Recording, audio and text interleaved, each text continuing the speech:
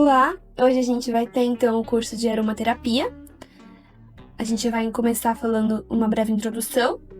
Então, a aromaterapia é o ramo da fitoterapia, em que aplica óleos voláteis obtidos de plantas. E esses óleos são aplicados no tratamento de alguns desequilíbrios, de vários, aliás. E isso acontece muitas vezes através dos aromas desses óleos, buscando então o bem-estar do indivíduo. Então é por isso que ela é uma fitoterapia. Ela também é considerada um tipo de medicina natural, alternativa, preventiva e curativa, podendo ser utilizada também como terapia complementar em cuidados com beleza e no nosso dia a dia. De forma geral, a aromaterapia trata nosso corpo, buscando restabelecer o equilíbrio do organismo. E os óleos utilizados aqui, eles são óleos essenciais, que a gente vai ver mais pra frente o que é, e eles podem atuar tanto em nível fisiológico, emocional e até mesmo em nível energético. Bom, mas a história da aromaterapia, a gente vai começar então falando agora do histórico, ela começou há 60 mil anos atrás, com o homem Neandertal, porque ele já utilizava plantas aromáticas no seu dia a dia, nas coisas que ele ia fazer. Só que foi na década de 1920, lá na Europa, que esse termo aromaterapia começou a ser usado, né? Porque ele foi introduzido pelo químico francês René Maurice Tatassoff, não sei falar esse nome, mas pelo químico francês René. E isso aconteceu porque teve uma explosão no laboratório da família dele, e aí ele acabou tendo a mão severamente queimada. E o que ele fez foi imergir, né, colocar então as mãos numa bacia que tinha óleo de lavanda puro. E aí, o que ele observou, né? Ele acabou vendo que a queimadura regrediu em pouco tempo e não deixou nenhuma infecção ou cicatriz ou nada parecido. E isso acabou fazendo com que ele começasse a se perguntar e ter interesse mesmo pelos óleos essenciais e as suas propriedades terapêuticas. Além disso, ele também se dedicou a estudar sobre o uso desses óleos nos cosméticos, que é uma coisa que é muito abrangente, né, hoje em dia, muito moderninho, digamos assim. E ele fez... Porque o que ele começou a ver foi que nos cosméticos já utilizavam propriedades antissépticas, químicas mesmo, né? Só que ele viu que os óleos essenciais, eles possuíam propriedades antissépticas muitas vezes melhores do que os produtos químicos que já eram utilizados com essa função nos cosméticos. Então ele também estudou sobre isso. Mas por mais que que o termo foi introduzido em 1920 pelo René, foi só em 1964 que o termo começou a ser difundido. Porque foi nesse ano que o Dr. Jean Valnet publicou o livro Aromatherapy.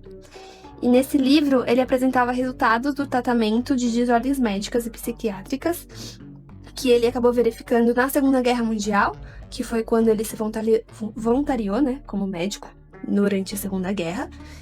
E como ele ficou sem antibiótico para usar, ele resolveu utilizar o que ele tinha por ali.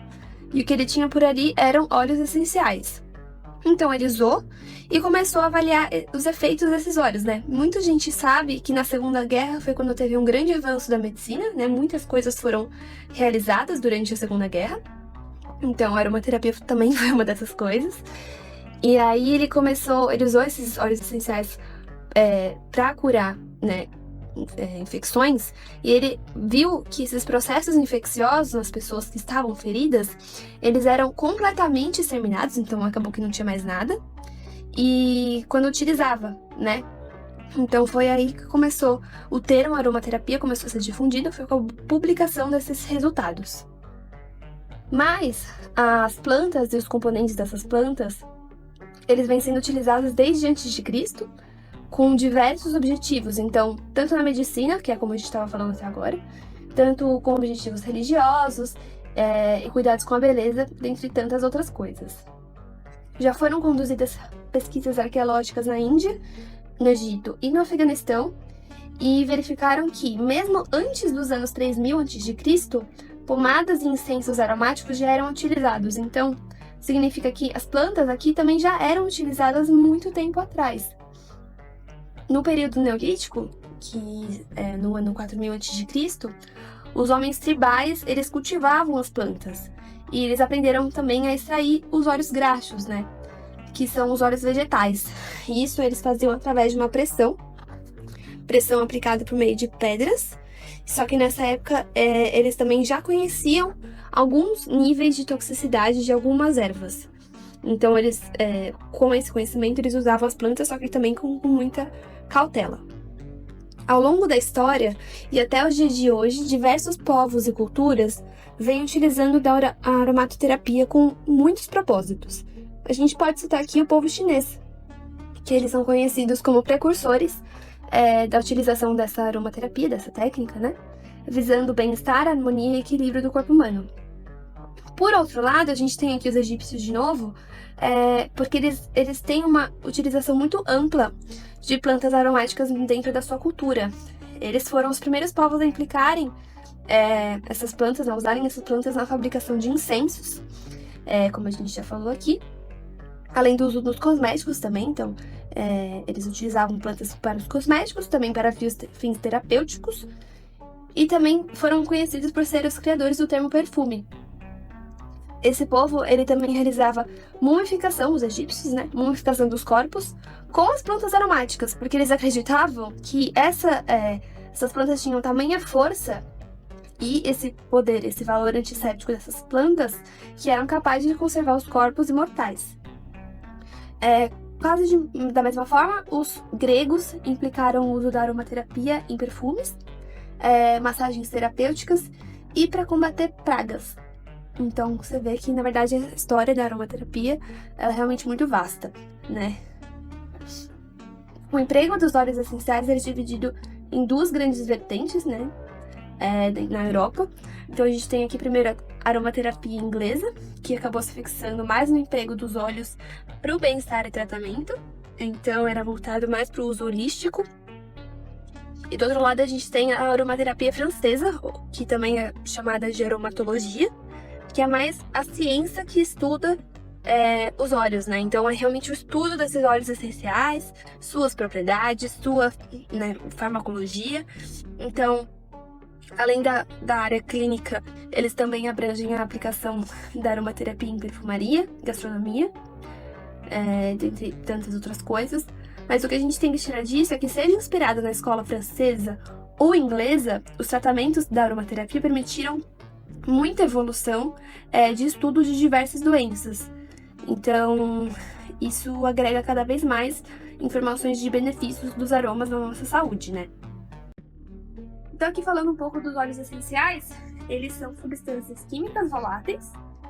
Volátil significa que ele evapora muito rápido, produzidas pelas plantas para processos próprios. Então, eles exercem uma função ecológica de proteção e reprodução, mas esses óleos também são utilizados, né? São eles que são utilizados na aromaterapia. São, assim, o componente principal da técnica. Esses óleos podem ser extraídos de quase todas, se não todas, as regiões das plantas. Então, folhas, flores, cascas, galhos, raízes, sementes, troncos, várias partes, quase todas as partes. E os óleos cítricos, como o de limão e bergamota, eles são extraídos das cascas dos frutos, por um método que a gente vai ver mais pra frente. E além disso, dentro de uma mesma espécie de planta, a gente pode extrair óleos diferentes, porque isso depende do local da planta que eles foram coletados. Então, se é da flor, se é da folha, né? É muito importante a gente falar que todos os óleos essenciais são altamente concentrados e complexos. Isso significa que eles têm muitos componentes na sua fórmula, né, na sua composição, e eles podem ultrapassar de até 300 componentes químicos, dependendo do óleo. Os princípios ativos encontrados, eles são extremamente potentes. A gente pode encontrar uma grande variedade de componentes, né, como eu estava falando. Então, a gente pode encontrar álcoois, cetonas, aldeídos, ésteres, fenóis e hidrocarbonetos. E alguns cuidados, eles devem ser tomados para que a gente não tenha reações adversas, efeitos secundários. Então, Isso a gente não vê, esses efeitos secundários a gente não vê quando a gente isola uma molécula específica que o óleo tem para ser usada posteriormente, porque não tem toda essa complexidade que o óleo em si traz. A gente pode citar aqui, por exemplo, os fenóis, né, que a gente acabou de falar, que eles são componentes antissépticos. Então, eles estão presentes no óleo de tomilho e orégano, por exemplo, dentre tantos outros. As cetonas, elas têm poder de regeneração celular, então com isso elas também podem liquefazer mucosidades, então são ótimos descongestionantes, podendo atuar em casos de doenças respiratórias. Pode também ser encontrada nos óleos de lavanda, tuia e tagetes, dentre tantos outros. Os álcoois, eles costumam atuarem como sedativos mesmo, também antissépticos, a gente já conhece muito bem essa função dos álcoois, difícil um pouco aqui. E eles estimulam o sistema imunológico também, né? Então, a gente pode encontrar nos óleos de sândalo e neroli, por exemplo. A gente também tem aqui que, por mais que eles sejam óleos, né? Quando a gente lê ou ouve a palavra óleo, a gente já acha que é gordura, mas na verdade não. Os óleos essenciais não são gorduras, porque eles têm componentes diferentes. E isso também os diferem dos óleos vegetais, né? Então, os óleos essenciais, eles recebem essa denominação justamente porque eles solubilizam na fase oleosa e não na fase aquosa. A gente pode perceber aqui que quando a gente mistura óleo e água, na verdade eles não se misturam, né? Eles permanecem separados e você consegue ver claramente os dois compostos. Então é só por isso que ele tem o nome de óleo, né? Porque quando você coloca em contato com a água, você consegue ver eles separadinhos. Por causa disso também, eles vão ser capazes de penetrar a membrana das células, porque as células possuem característica lipídica. Então, quando alguma coisa também com esse tipo de característica aparece, é muito mais fácil dela entrar e também dela agir no nosso organismo, né? E esses óleos essenciais são altamente solúveis em componentes lipídicos do nosso organismo. Então, você vê que a utilidade deles é, assim, enorme, né? Eles também, por serem lipídicos, também atingem a corrente sanguínea, e aí é com isso que eles são disseminados pelo corpo, podendo atuar em diversos sistemas. A gente também tem outras características aqui que vale a pena mencionar, como os odores, que são fortes. Eles são óleos extremamente fluidos e geralmente possuem coloração. Nas plantas de origem, são encontrados quantidades pequenas de óleo, então para a produção dos óleos essenciais que você vê naqueles vidrinhos, tipo, 10 ml, a gente precisa de uma quantidade, na verdade, muito grande de planta, de semente, enfim, para ter aquela quantidade. Então, além do estágio de desenvolvimento da espécie, que também é muito importante para você saber de quantidade que você vai encontrar ali, fatores ambientais, condições de colheita de planta, porque deve acontecer pela manhã, em sua maioria, e também forma de obtenção, isso tudo interfere na qualidade final que você vai ter o óleo, né? Então, tem que se atentar também muito a isso para você não ter um óleo que não vai funcionar muito, né? Os óleos vegetais, que a gente falou agora há pouco, eles são diferentes dos óleos essenciais. Os óleos essenciais são uma mistura rica de substâncias orgânicas, altamente concentradas, e eles precisam ser diluídos para serem utilizados, né? E onde que você vai diluir esses óleos essenciais? A gente dilui em carreadores, que são, né, comumente os óleos vegetais. Outra diferença, é o local da planta que eles são extraídos. Os óleos vegetais é principalmente extraído de sementes, né? E a gente viu que os essenciais não, é mais de folha, flor, essas coisas. Além disso, os óleos vegetais não são substâncias voláteis. Eles possuem também aroma mais suave e são menos líquidos do que os essenciais. Os óleos vegetais, eles podem ser considerados propriamente gorduras, porque na composição eles são ricos em ácidos graxos, que é uma coisa que a gente não encontra nos óleos essenciais. Então, é por isso que eles podem ser chamados de gorduras, né? As moléculas formadoras, então, que dão natureza lipídica para esse óleo, são as cadeias longas de carbono. Cada tipo de vegetal possui propriedades específicas e os óleos obtidos são utilizados para diversas finalidades, então pode ser na culinária, cosméticos, combustíveis e até no tratamento de diversas coisas. Como os óleos vegetais, eles não são concentrados, eles podem ser utilizados isoladamente, então não precisa diluir, né? Então, quando eles não são usados como carreadores, eles também podem ser aplicados sozinhos em massagens, hidratações corporais, ou até mesmo de cabelo, de rosto, e dentre tantas outras coisas. Para obter benefício, quando a gente utiliza dessa forma pura os óleos vegetais, a forma de extração tem que ser prensagem no frio, porque a qualidade do óleo vai ser melhor, você consegue observar melhor então os seus efeitos. E do que quando você, por exemplo, utiliza os princípios ativos sintéticos, que são aqueles comercializados pela indústria, porque esses contêm componentes agressivos, como os parabenos, que a gente já sabe que faz muito mal. Agora a gente vai passar aqui para a parte de ramos de atuação, que a gente falou brevemente dela anteriormente. Então a gente pode dividir a aromaterapia em 3 grandes ramos de atuação, que é a fisiologia, a psicologia e a área de energia. Na área de fisiológica, né, a gente trabalha mais com as propriedades químicas dos óleos essenciais. Então, a molécula química que está nesse óleo, ela atua como hormônio. Então, ela interage com as nossas moléculas, né, do nosso corpo, e ela é capaz de levar informações até as nossas células.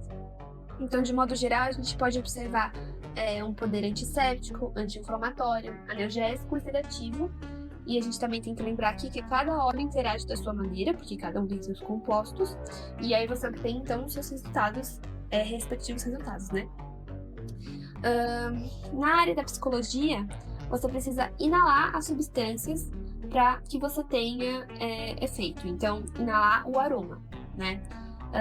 Porque assim elas vão conseguir, né, ter o olfato a se conectar ao cérebro, penetrando então a barreira hematoencefálica, que é o que protege o nosso cérebro, e atinge diretamente o sistema límbico, que é responsável pelas nossas emoções. E aí você vai ver então a promoção do equilíbrio, né? Uma pessoa estressada, ela faz um tratamento e ela acaba se acalmando um pouquinho mais.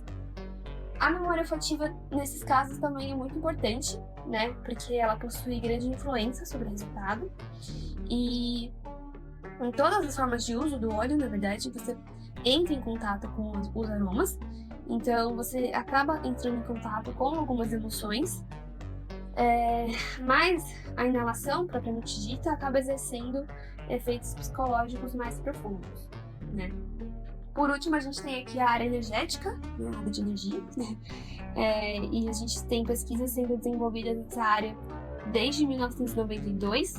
Né? Foi nesse ano que o Dr. Bruce Steinman, ele demonstrou que os óleos essenciais possuem uma vibração intrínseca, e isso acaba correspondendo com a vibração original da planta quando ela estava viva.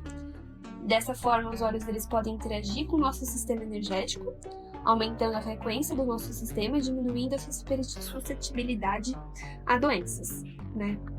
A gente pode citar aqui mais uma vez também o francês Jean Valnet, né? Que lembra que a gente falou dele lá na Segunda Guerra Mundial, porque ele enfatizou as propriedades aqui do óleo essencial de alecrim. Ele comparou o óleo com outros, por exemplo, de sálvia e o tomilho, e ele acabou observando que o óleo de alecrim tem uma habilidade muito grande de modificar o tônico cardiovascular, e isso pode ajudar a desaparecer, por exemplo, palpitações que a pessoa venha a ter.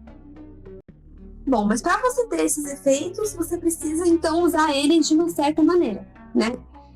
Para você ter o efeito fisiológico, você precisa fazer isso por meio de aplicações tópicas.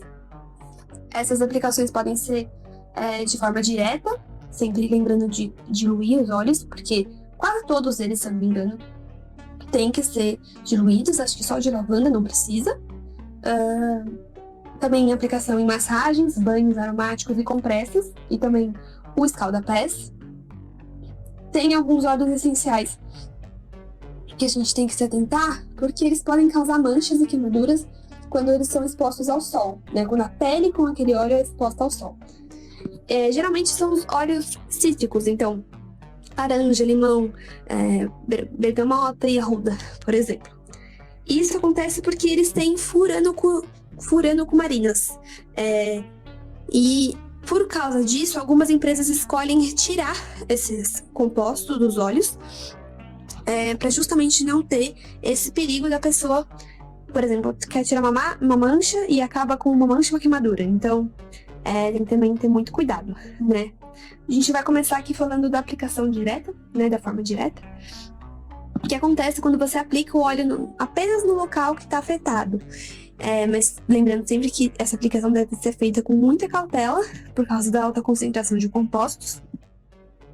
A gente também tem que lembrar que, assim, você aplicando uma quantidade maior de produto não vai fazer que ele funcione de uma maneira melhor, né? A gente tem aqui aquele perigo da toxicidade, da superdosagem, e isso pode acabar levando a eventos adversos severos, como queimadura, por exemplo.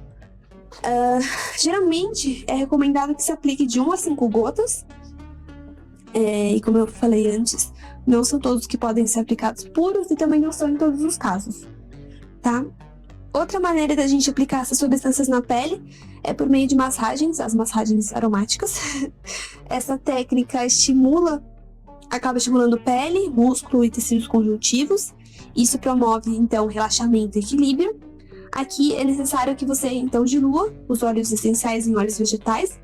Os mais utilizados são de amêndoa doce e abacate, mas também tem muitos outros. A diluição recomendada é de 1 a 5%.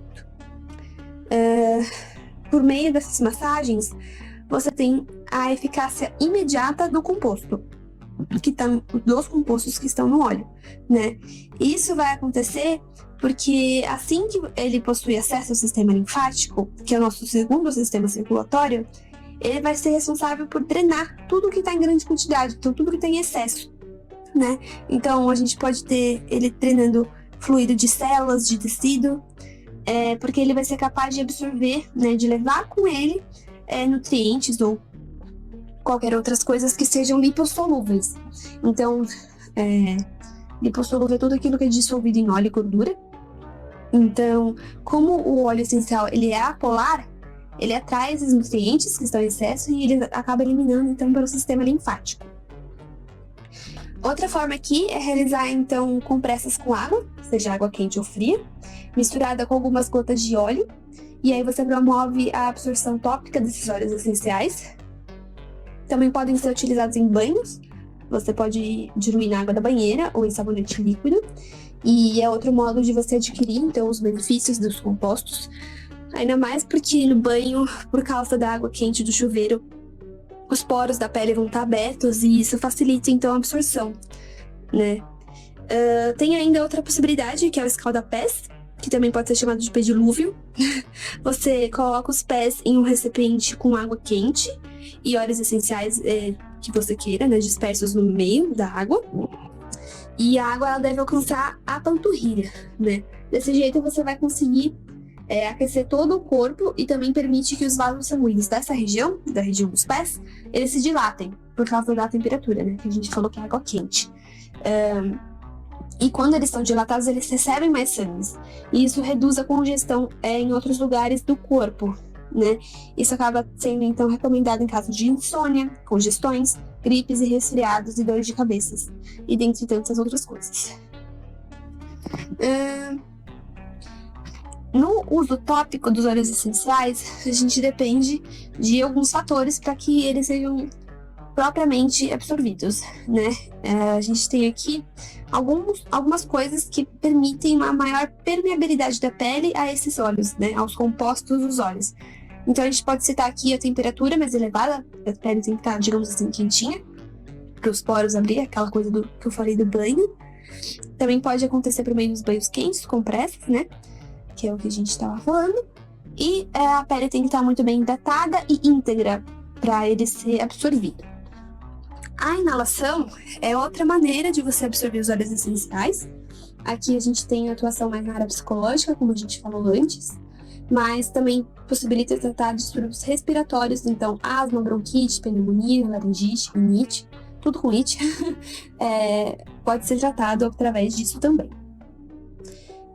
Quando você inala os aromas, você acaba tendo efeitos também que propiciam a energização do corpo. Então, aqui vem o nosso terceiro, né?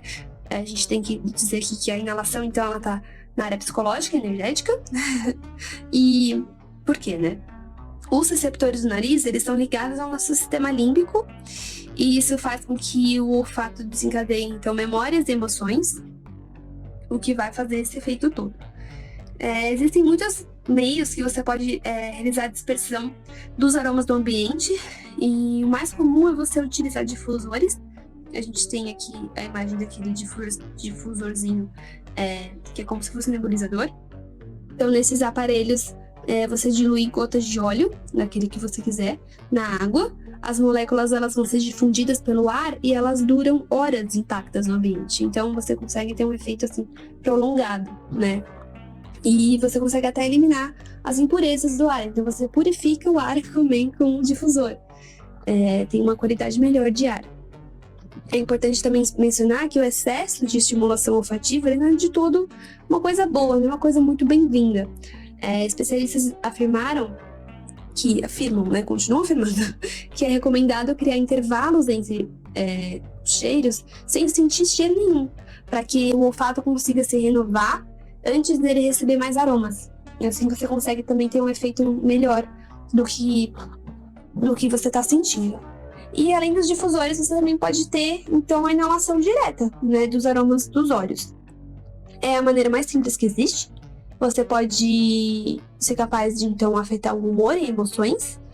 Você coloca o frasco próximo do nariz, ou você também pode pingar de 3 a 5 gotas em um algodão e tudo mais. Segurar perto do rosto e inalar.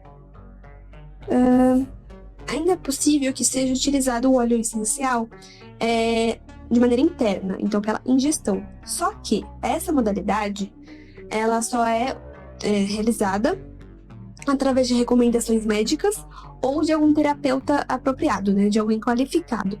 Porque quando você ingere esses compostos, você pode ter diversas reações inapropriadas, né? Então você tem que fazer isso com extrema cautela e só quando é extremamente necessário. Eles podem causar irritação gástrica se não for diluído de maneira apropriada, e também podem acumular no organismo em caso de superdosagem, e isso acaba também levando aqueles efeitos indesejados. Então sempre lembrar que tem que ter prescrição médica para fazer o uso interno dos óleos. Então aqui a gente vai falar da aplicação dos óleos nos cosméticos, tanto os óleos vegetais quanto os essenciais. É uma das aplicações mais comuns de hoje em dia, porque existem diversos desequilíbrios, né, da pele que podem ser melhorados com isso e realmente tratados, né? Eles realmente vão embora, curados. Quando a gente fala que um óleo é muito complexo, a gente tem que lembrar que o único óleo, ele é tão complexo que ele pode tratar várias desordens de uma vez só. Então, uma coisa que a gente também tem que falar aqui é que qualquer tipo de pele pode aderir ao uso dos óleos. Mesmo se for pele oleosa? Sim, mesmo se for pele oleosa. Geralmente, na rotina de skincare, esses óleos eles vêm por último. Tá? Como eles não são substâncias gordurosas, eles trazem benefícios para as peles secas, mistas e oleosas. E existem muitas substâncias que podem atuar contra a acne, por exemplo, que é o problema de muita gente, né? Acne, espinha, cravos. Eles são capazes de reduzir inflamações, também prevenir rugas e combate infecções contra diversos micro-organismos, porque eles têm sua propriedade antisséptica, né? Como a pele ela é intimamente conectada ao sistema nervoso central, existem outros benefícios que a gente pode obter, né? Quando uma pessoa bem capacitada e treinada trabalha efetivamente em nível de interface cutânea, você pode ter a cura por meio do toque e também pela sensibilização olfativa. Então, com isso, a gente pode ter redução do estresse, ansiedade, insônia e situações de, por exemplo, baixa estima, insegurança e motivação, elas vão ser muito menos frequentes, né? Com base no uso. Isso acontece justamente porque eles são capazes de atravessar a barreira hematocefálica, que a gente falou aqui. Então, eles possuem diversos benefícios. Só que, diferente dos óleos essenciais, os óleos vegetais, eles podem atuar sozinhos, né? A gente também já falou disso. Eles possuem propriedades próprias, então eles podem trazer inúmeros benefícios. A gente pode citar aqui o óleo de rosa mosqueta, que é um óleo que está muito na moda ultimamente, mas que já era utilizado lá no tempo da vovó. Ele é de extrema eficácia no combate de manchas e cicatrizes. Claro que a gente tem que lembrar que os óleos, qualquer tipo de óleo, na verdade, na pele, para tratar desordem da pele, não vai ser de um dia para o outro. Não é uma ação imediata, mas melhora com base no uso, né? Com base no tempo que você está usando. Então, para os óleos vegetais possuírem sua devida ação, eles têm que ser extraídos pelo método de prensagem a frio. Eles são muito ricos em emolientes, então eles conseguem manter a suavidade e flexibilidade da pele. Isso também faz com que os óleos sejam protetores e hidratantes contra alguma irritação de pele. Então, além disso, eles formam uma barreira que impede a perda excessiva de água. Então, isso mantém a pele hidratada. A gente vai começar falando aqui dos óleos vegetais. O de abacate, que muita gente também já conhece, é uma das plantas da família Lauráceas e é extraído da polpa, né, da fruta. Então, ele contém na sua composição muitas vitaminas, a gente pode citar aqui as principais, que são A, B1, B2 e C. Também são compostos gordurosos que vão atuar na pele, então vai deixar ela mais macia e flexível. E por ele conter a vitamina C, vai atuar também como antioxidante, prevenindo, impedindo o envelhecimento da pele e o aparecimento de rugas. O próximo aqui é o óleo de andiroba, ou andirova. Pode ser chamado das duas maneiras. É uma árvore da família Meliaceae e a gente pode ter aqui as propriedades antissépticas, anti-inflamatórias, cicatrizantes e também inseticidas. Então, às vezes pode ser usado como repelente. O efeito é mais observado em peles secas, porque ele é muito emoliente e ele possui alto teor hidratante, né? Depois aqui tem o óleo de amêndoa doce. E ele é um dos óleos vegetais mais conhecidos e utilizados no mundo todo. Ele é extraído das sementes, mas usado em cuidados com peles mais sensíveis e delicadas, como de crianças, idosos e grávidas. Ele também vai ter vitamina A, B1, B2, e aqui ele aparece com a vitamina C, proteínas e ácidos graxos. Então, de novo, ali reforçando que ele é uma gordura, né? Ele atua como suavizante nutritivo, né? Tem poder nutritivo e emoliente para todos os tipos de pele também. E utilizado também como prevenção no aparecimento de estrias. O óleo de gergelim, ele é obtido da planta Sésamo indico, que é uma planta da família Pedaliaceae. E por isso ele também pode ser chamado de óleo sésamo.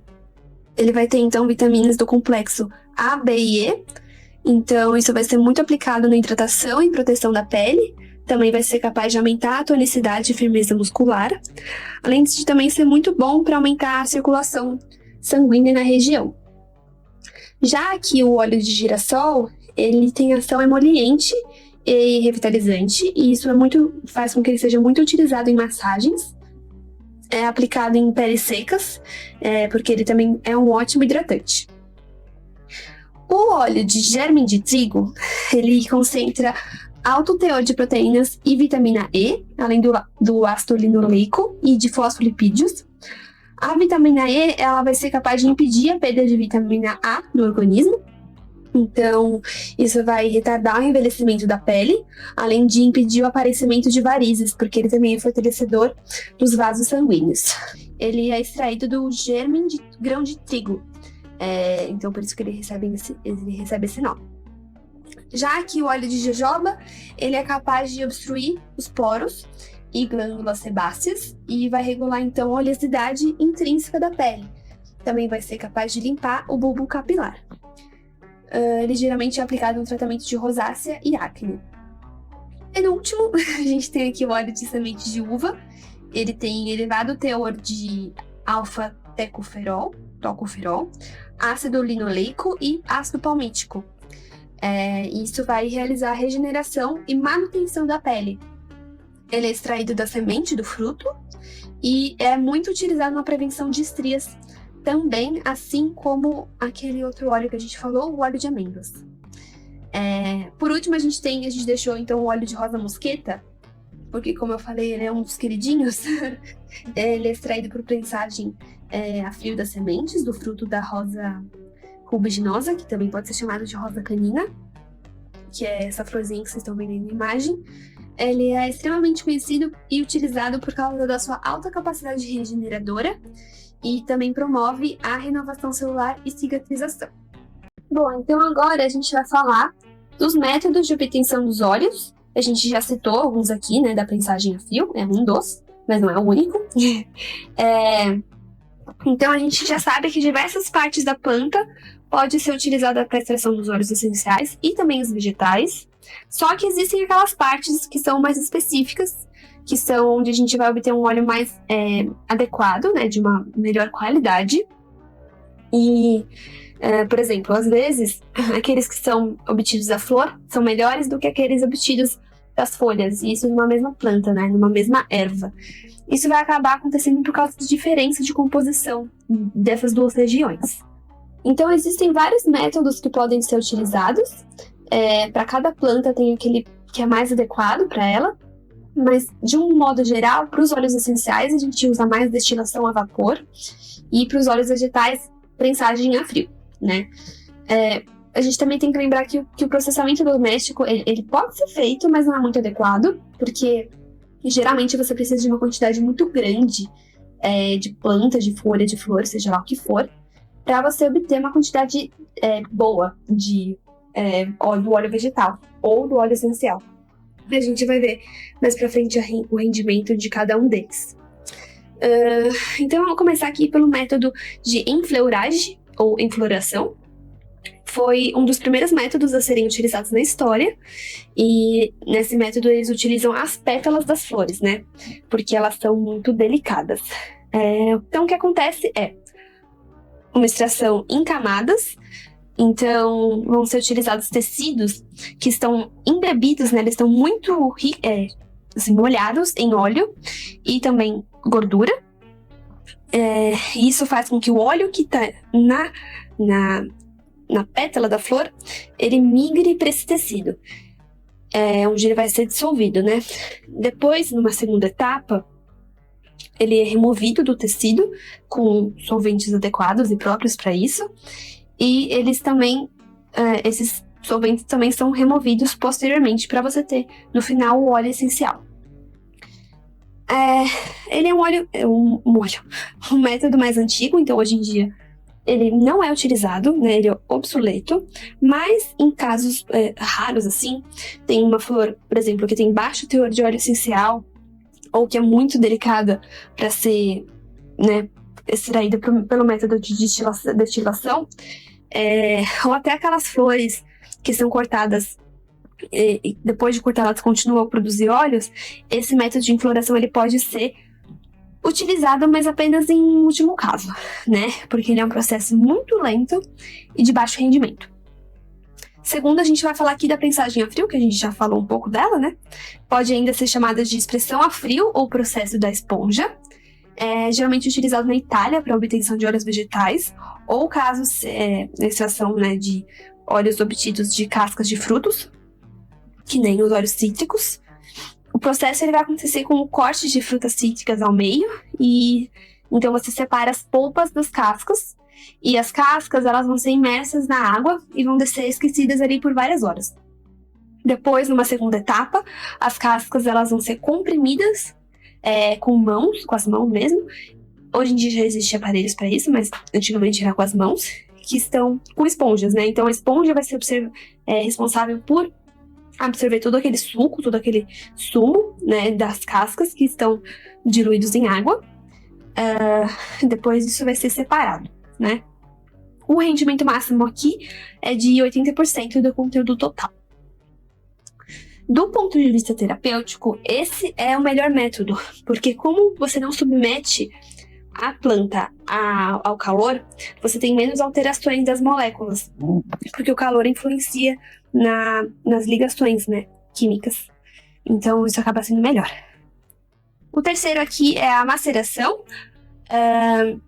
Nesse processo, as folhas e flores, elas são esmagadas. Então, quando elas são esmagadas, o conteúdo que está dentro das glândulas celulares são liberados. Aí, o conteúdo vai ser colocado em contato com uma gordura purificada e inodora, ou até mesmo algum óleo vegetal quente. E depois você vai pegar uma nova massa vegetal de flores e folhas, que você vai colocar dentro desse primeiro óleo que a gente já usou, porque esse óleo já está aromatizado. E aí você vai adquirindo, então, a concentração que você quer do óleo. Por último, você vai aquecer a mistura a 30 graus e deixar o conteúdo macerando. Esse processo todo, ele é repetido até você alcançar a concentração do óleo que você quer, mas é um método muito lento e demorado, e esse ciclo todo ele pode levar até um mês para ser concluído, então não é muito usado. Último aqui a gente tem a destilação, que é o método mais utilizado para os óleos essenciais. Então a gente deixou ele por último justamente por isso, porque depois a gente já vai ver os outros óleos. Ele consiste num processo de 5 etapas, que vai acontecer dentro de um equipamento que é chamado de destilador, ou também pode ser chamado de alambique, desde aqueles mais simples até os mais complexos. Então aqui na imagem a gente vê como que funciona o processo como um todo, né? Mas ele acontece numa ordem. Então primeiro você vai pegar todo o material vegetal fresco ou seco da planta e você vai inserir ele no tanque. E esse material ele não pode ficar livre, ele vai ser apoiado numa peneira, que é tipo uma peneira de inox, que é onde vai passar todo o vapor da água. E por mais que essa seja a melhor maneira, isso não é recomendado para raízes ou sementes, tá? Então só para flor ou folhas, e também não é muito recomendado para galhos. Então, no caso de óleo vegetal, isso aqui não seria muito usado. Nesse caso, quando você tem raízes, sementes ou galhos, você ainda pode fazer a destilação, só que vai ser uma destilação direta, né? Que você vai colocar isso tudo na água sem a peneira.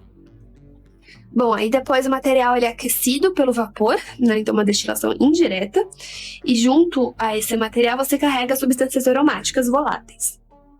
O vapor, que agora tem o óleo, ele passa por essa serpentina que vocês estão vendo aqui. Nessa serpentina, o óleo junto com a água vai ser resfriado e condensado. Lá na porção terminal da serpentina, você vai ter então a mistura de óleo mais água essencial. E isso acaba sendo coletado a temperatura ambiente, né? Posteriormente, você tem a dissociação da água do óleo por um processo de decantação, por causa das densidades que são diferentes, como a gente já falou, que o óleo vai ficar por cima, né? E por mais que ele seja um método muito básico, relativamente simples, você pode ainda ter variações desse método para tentar mudar e melhorar a qualidade do produto. Então, essas destilações elas podem ocorrer em temperaturas mais baixas durante um período de tempo maior. Você também pode ter a repetição das etapas citadas nessa foto, para ter um material mais refinado. Mas, em todos os casos, o rendimento ele é baixo e é um processo relativamente caro, por mais que ele seja simples. Na maioria das vezes, a gente tem a destilação processada para você ter uma obtenção exclusiva do hidrolato.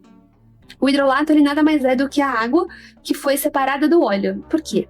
Essa água é uma água destilada que vai ter cerca de uma concentração de 0,2 gramas por litro do que tem no óleo, que estava disperso ali, mas ele vai estar na água de uma forma ionizada, então ele não vai decantar, você não vai ter aquela separação. E esse material, esse hidrolato, ele pode ser utilizado para desinfeccionar feridas, em cuidados gerais também com a pele. Então, a última coisa que a gente tem que falar aqui, antes de partir para os óleos essenciais em si, é que como eles são armazenados, a maneira que eles são armazenados também interfere na qualidade do produto. Porque depois que eles são extraídos, de qualquer modo, né, de qualquer método que seja, os óleos eles devem ser armazenados em vidros escuros, que são aqueles vidros de cor âmbar, né, aquele marronzinho. Esses vidros eles têm que ser desinfectados, ser mantidos longe de luz e de calor, então em lugares arejados, sem grandes variações de temperatura e sempre muito bem tampados. Nessas condições, o óleo ele dura de cerca de 2 a 3 anos. A gente vai começar falando sobre os óleos essenciais em si, né? Cada um deles, dos mais importantes. Vamos começar então pelo de alecrim. Ele é obtido a partir da destilação, né, da destilação de folhas e flores, e aí é necessário fazer logo depois que elas são colhidas, porque com o passar do tempo, essas folhas e essas flores vão perdendo os componentes aromáticos, e aí o óleo vai ficando cada vez mais fraco. O rendimento da destilação de alecrim fica em torno de 1,5%, então para a extração de 10 ml de óleo você precisa de 700 a 1 kg de planta, né? Então lembra que eu falei que o rendimento daqueles métodos de extração, eles acabam sendo muito pequenos. Por mais que a maioria dos óleos essenciais apresentem uma coloração, esse aqui ele vai ser praticamente incolor, tá? Ele vai possuir como principais constituintes o cineol, borneol, canfeno, lineol, inemo e cânfora. E aí você vai ter propriedades como antirreumático, antisséptico, cardiotônico, estimulante geral, hepático e hipertensor. As indicações terapêuticas, elas são inúmeras, como a gente já bem sabe que cada um deles tem muitas indicações terapêuticas. A gente então vai utilizar esse daqui para reumatismo, gota, né, que contém acúmulo de ácido úrico, lesões da pele, queimaduras, sarnas, pediculose, fraqueza geral, fadiga mental, anemia, distúrbios hepatobiliares, quando você tem colesterol alto também dá para usar, distúrbios digestivos e hipotensão, né, porque ele é um hipertensor, então quando você tem hipotensão dá para usar esse daqui também. O óleo de alecrim, ele ainda é muito bom para recomposição mental. Então, depois que você passa o dia inteiro estudando ou trabalhando, focado em alguma coisa que você exerce muito a sua mente, ele também vai ser capaz de recompor ela. Então, as dosagens preconizadas para esse óleo, elas devem ser respeitadas, porque se for utilizado em excesso, ele pode ser muito tóxico. Aqui tem que ter cuidado, então, com gestantes epiléticos, porque podem até induzir o aborto, né, para gestantes e desencadear ataques de epilepsia. Então, sempre muito cuidado. Aqui o óleo de bergamota. A bergamota, ela é a nossa tangerina, aqui dos paulistas, né? É uma fruta cítrica e o óleo é obtido por meio de prensagem a frio da casca, né? O rendimento é de 0,5%, então são necessários 2 kg da casca da bergamota para você ter 10 ml, na verdade, de óleo essencial. Ela vai ter um odor parecido com limão, mas a coloração vai ser amarelo esverdeado ou até verde esmeralda. Isso vai depender muito dos recipientes de cobre que são utilizados no momento da extração. Porque como a gente viu, a prensagem a frio, ela pode ser à mão, mas hoje em dia, claro que se usam máquinas, né? Então, isso depende do recipiente.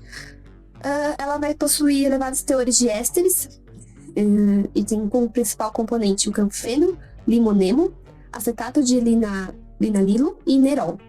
Na aromaterapia, ele vai ser muito relaxante e sedativo, esse óleo. Então, suas indicações terapêuticas, ela vai ser mais para problemas de pele, como psoríase, eczemas, e também tratar problemas digestivos, febre, feridas, acne, manchas nas peles, celulite e dentre muitas outras coisas. Aí, além disso, ele vai propiciar o alívio de ansiedade, depressão, tensão nervosa, medo, insônia e também é muito eficaz para dores de cabeça.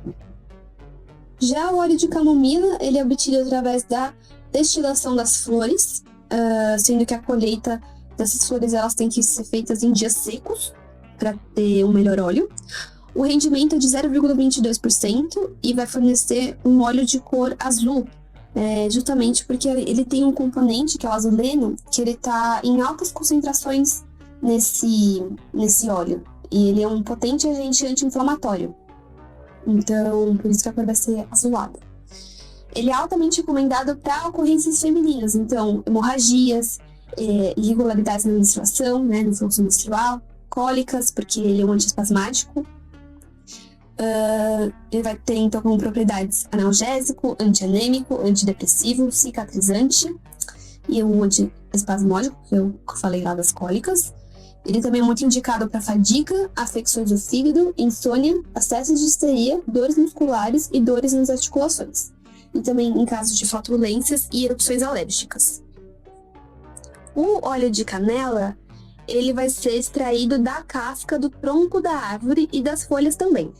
Será que quando você extrai das folhas, ele vai render muito mais do que quando extraído do tronco, tá?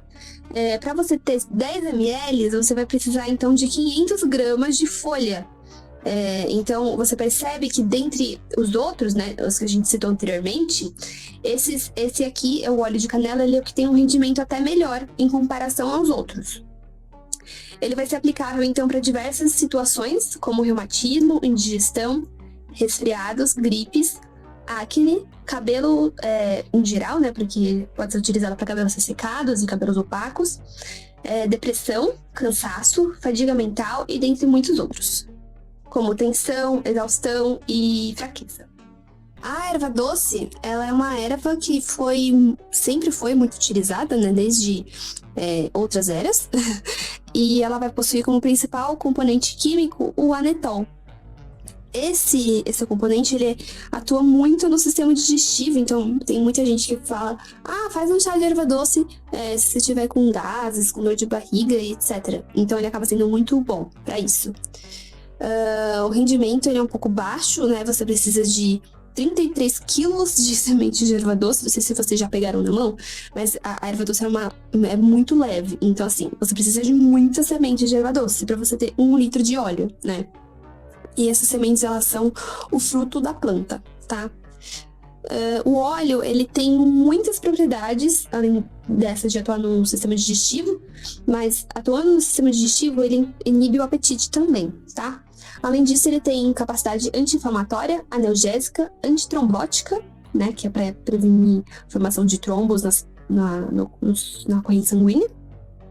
E também vai ajudar em distúrbios como náusea e constipação. Terapeuticamente, ele vai ser indicado para cálculos renais também, dores estomacais, obesidade, celulite, caspa.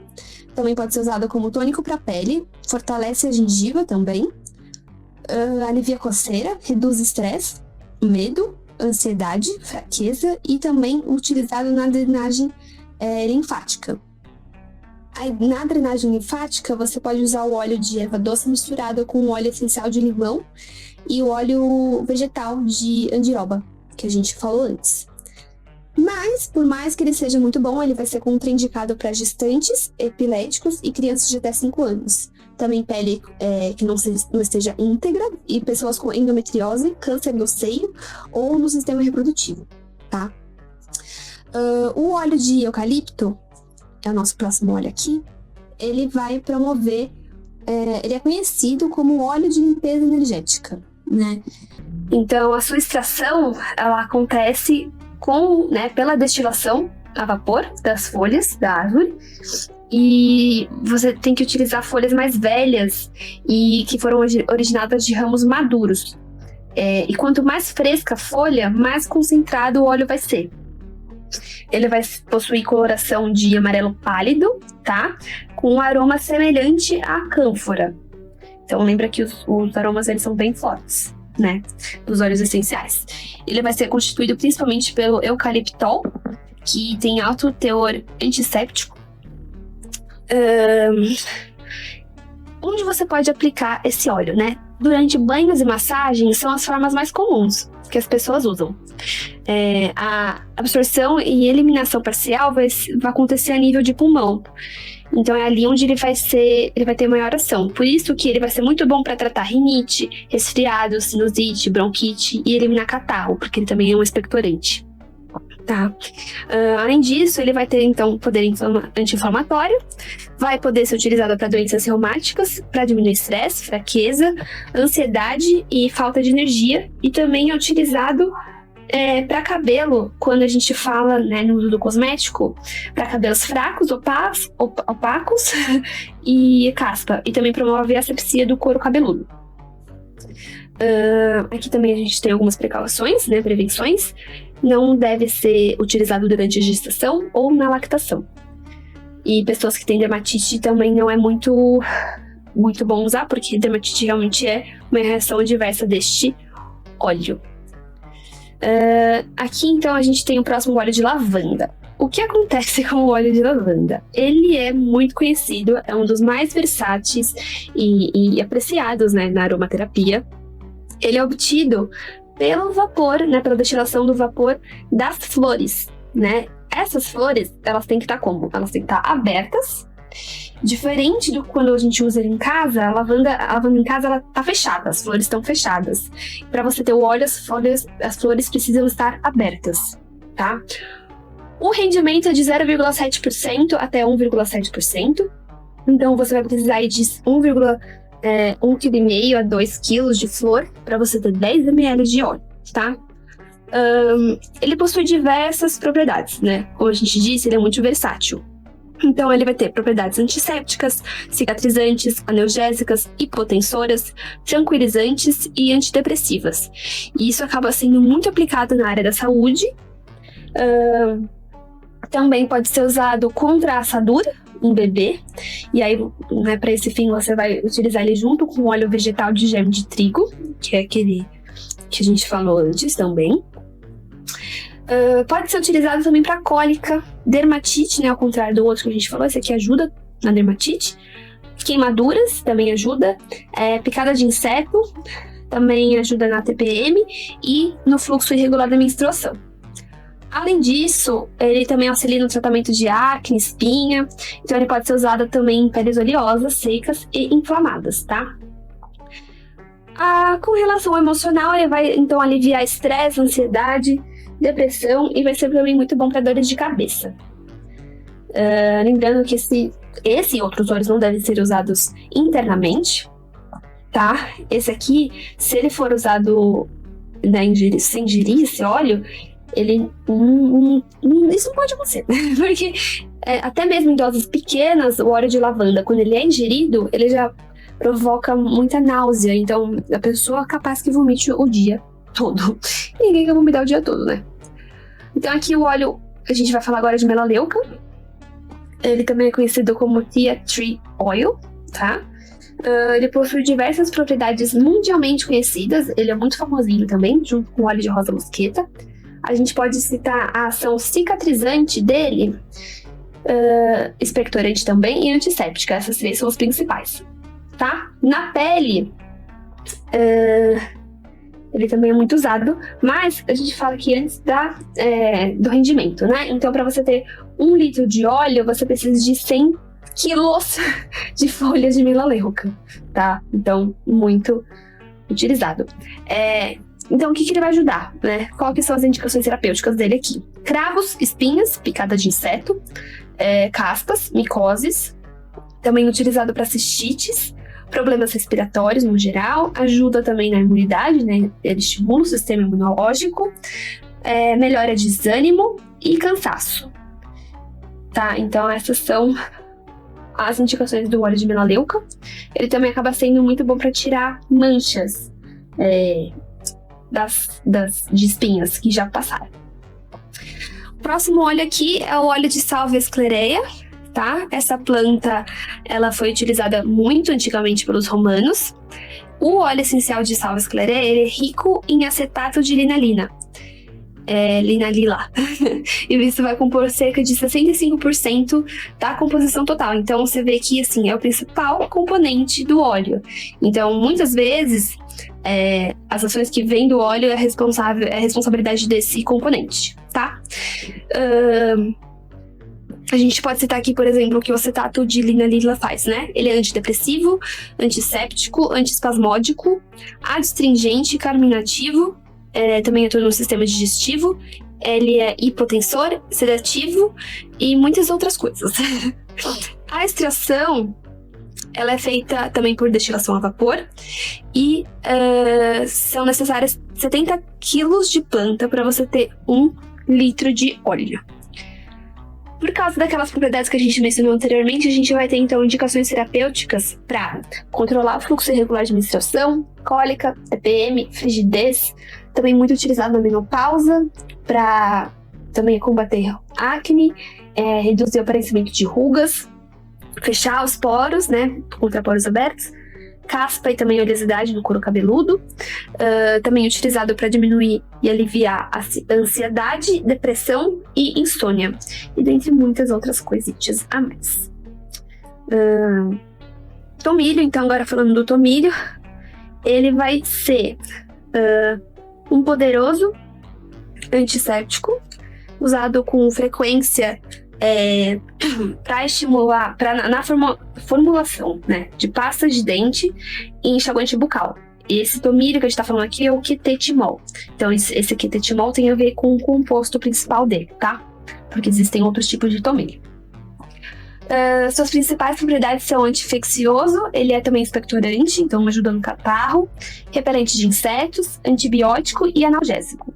Para você extrair 10 ml, você precisa de 4 kg de planta de tomilho, tá? Você tem aqui como indicações terapêuticas. É muito bom para tosse, bronquite, sinusite, pneumonia. Na área da cosmetologia é usado para varizes, acne, manchas na pele, também para caspa. Já no emocional a gente tem o alívio de estresse, ansiedade, dor de cabeça e fadiga. Mas o que as pessoas recomendam é que para você entrar no mundo da aromaterapia, o primeiro passo que você faz é conhecer 5 óleos muito bem, né, profundamente, e aí depois você vai partindo para os demais. Porque lembra que eles são muito complexos, então assim, eles vão servir para diversas coisas. Então, como a gente viu, os óleos essenciais, eles são diversos, né, existem muitas aplicações, e atualmente eles vêm sendo estudados também na yoga, né? O uso deles na yoga e na meditação.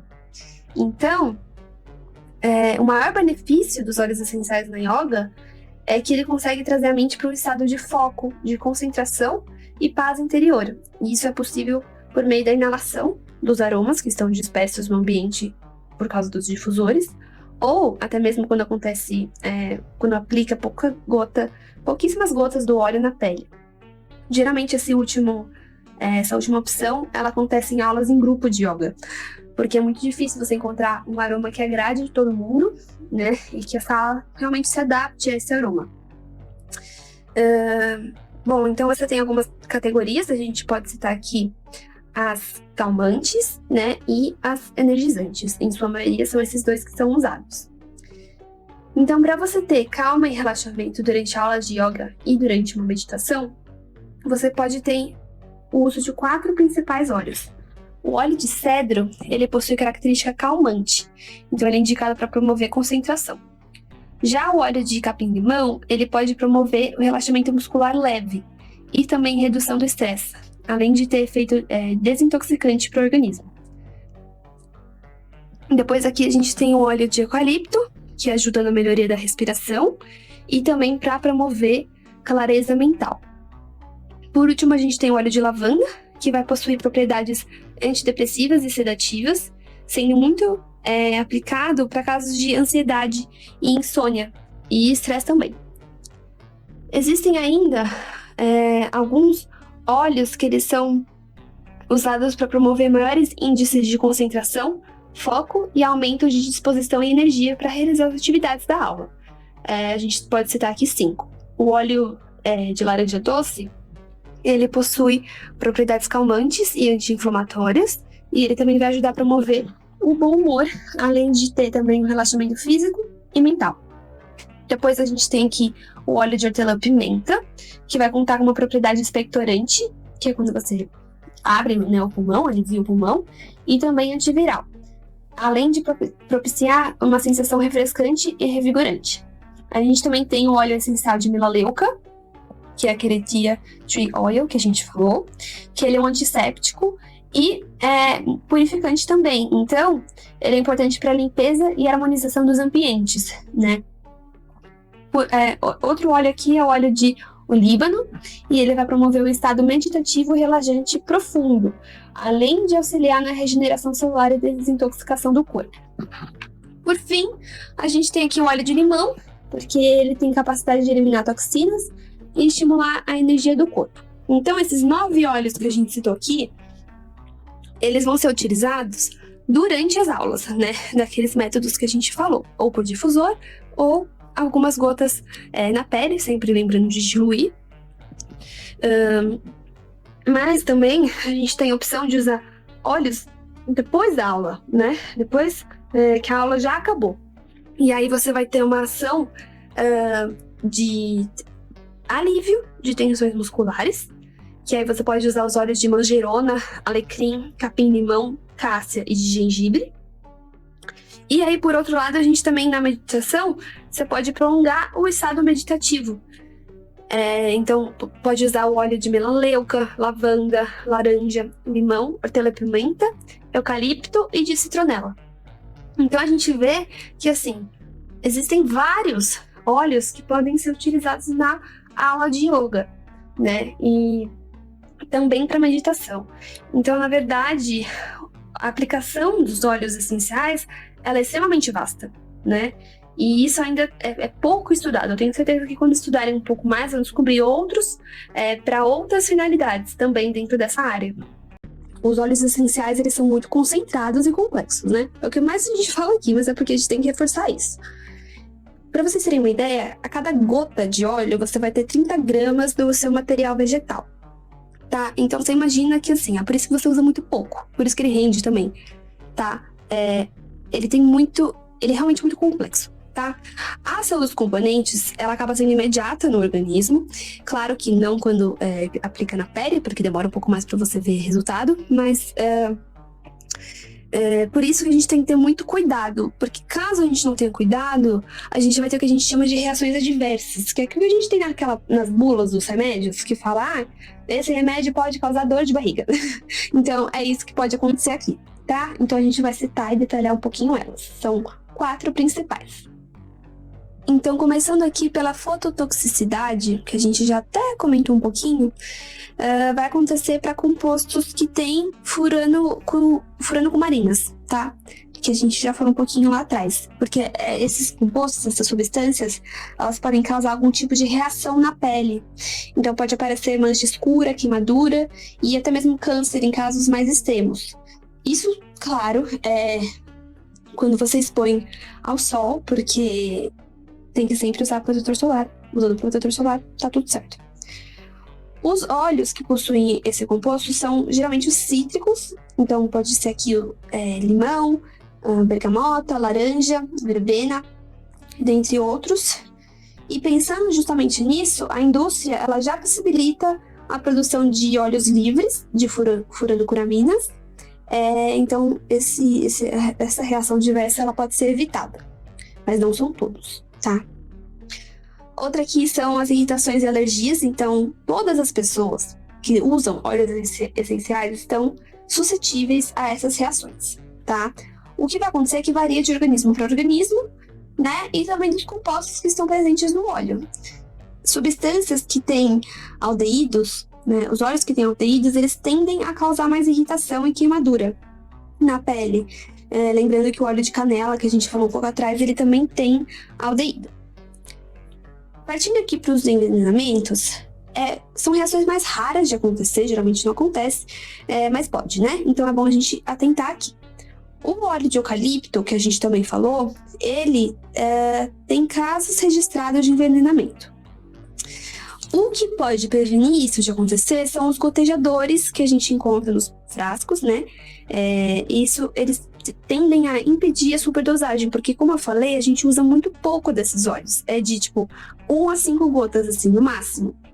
Nunca ouvi usando mais. Então, mesmo que tenha esses gotejadores, às vezes pode sair mais, né? Então, você precisa estar atento aos óleos que possuem essa toxicidade conhecida, porque, por exemplo, a gente tem o óleo de ervas de Santa Maria. A gente não falou aqui, mas ele é um óleo que com só 2 gotas, ele consegue matar uma criança de 3 anos. Então, assim, gente, tem que ter cuidado, tá? Em caso de intoxicação por ingestão, recomendam que vocês tomem muita água e suco de fruta não cítrica, então mamão, por exemplo. Também usar bastante leite, costuma funcionar. Mas também a gente pode ter inalações, intoxicações por inalação. São menos frequentes, mas pode acontecer, dependendo, por exemplo, nas fábricas, né? Por último, aqui a gente tem os efeitos psicotrópicos. Alguns óleos, eles possuem essa propriedade conhecida, que já vem sendo estudadas e tudo mais, mas tem alguns que a gente não sabe, né? Então a gente tem que usar com muita cautela, especialmente quando é realizado uso por via oral. A gente já falou aqui que tem que ser com prescrição médica. O caso do óleo de noz moscada, ele tem 2 compostos com potencial alucinogênico. Então, o que acontece quando você ingere em doses elevadas. Então, muito importante você se atentar à dose, porque a toxicidade, ela é dose dependente. Então, sempre ter muito cuidado e muita atenção para tudo que está saindo lá do seu frasquinho de óleo, né? Partindo aqui, então, para os cuidados e precauções, já que a gente viu as reações adversas, então, como evitar, né? A gente tem algumas aqui. O uso dos óleos essenciais em bebês e crianças pequenas é sempre em pequena quantidade e sempre muito, muito bem diluído, tá? Para não ter muitos problemas. Em gestante, ele pode ser utilizado conforme orientação médica, por mais que durante a gestação e trabalho de parto, tem óleos que são de muita ajuda, né? Porque eles ajudam no trabalho de parto, mas tem uns que a gente até já citou aqui, como de alecrim, de erva doce, eles são prejudiciais, porque eles podem induzir o aborto ou até mesmo causar prejuízo ao feto. Então, gestante sempre se atentar aos óleos, né? Também, indivíduos com epilepsia, eles devem evitar os óleos que podem desencadear ataque, então óleos de alecrim, absinto, erva doce, esopo e sálvia são alguns dos que podem desencadear ataques. Ingestão oral. Gente, ingestão oral nunca deve ser feita antes de ter alguma recomendação médica. Então, assim, tomar muito cuidado, né? A gente também tem que lembrar aqui que os óleos essenciais, eles são altamente inflamáveis, o que significa que perto do fogo dá um probleminha, né? Dá uma pequena explosão. Então, toma muito cuidado, principalmente, atenção, perto de vela, porque tem muita vela aromática. Então, sempre toma muito cuidado. Tá? Alguns óleos essenciais, eles também são solventes, o que significa que se eles entrarem em contato com plástico e borracha, vai acabar derretendo tudo. Tem óleos, com exceção do de lavanda, aliás, o óleo de lavanda ele pode ser aplicado direto na pele, teoricamente. Mas sempre bom diluir, tá? Todos os óleos essenciais devem ser diluídos em óleos vegetais antes de ser utilizados em contato direto com a pele. Lembrar que qualquer óleo, qualquer medicamento também, ele vai ser tóxico quando ele é usado em altas dosagens. Então, sempre usar o que é recomendado, nunca achar que se você usar mais, você vai ter melhores efeitos, tá? Sempre ter muito cuidado. E por último aqui, a gente vai falar que os óleos, alguns óleos, eles não podem ser utilizados concomitantemente com medicações, especialmente fármacos de homeopatia. Então, sempre perguntar para o médico se pode ou não utilizar. Por último, eu trouxe aqui essas tabelinhas, essa tabelinha no caso, que é uma só, né? Sobre algumas contraindicações, tá? Não coloquei todas aqui, porque são realmente muitas, mas sempre ter cuidado. Então, grávida, evitar óleo de cânfora, tuia, sálvia esclareia. A gente falou da sálvia esclareia, mas tem a sálvia sozinha também, tá? Erva doce, anis estrelado e bétula. Hipertensos, evitar óleos que contêm cânfora, né? Porque ela vai estimular, vai aumentar a pressão. Então, não é bom. Hipotensos, evitar óleos de alho, cebola, lavanda, que a gente falou que é muito usado, palma rosa e eucalipto. Para quem tem distúrbio do fígado, evitar óleos de menta, hortelã, casca de canela, cássia, erva doce, anis estrelado, cravo, savem e óleos ricos em furano cumarinas, que são aquelas propriedades fototóxicas que a gente já falou. Para quem tem distúrbios do sangue, então hemofilia, evitar óleos de wintergreen e bétula doce. Para quem tem glaucoma e hiperplasia prostática, não pode usar óleo de citronela, capim-limão, capim-cidreira, dentre outros. E depressão, evitar óleo de lavanda, tá, gente?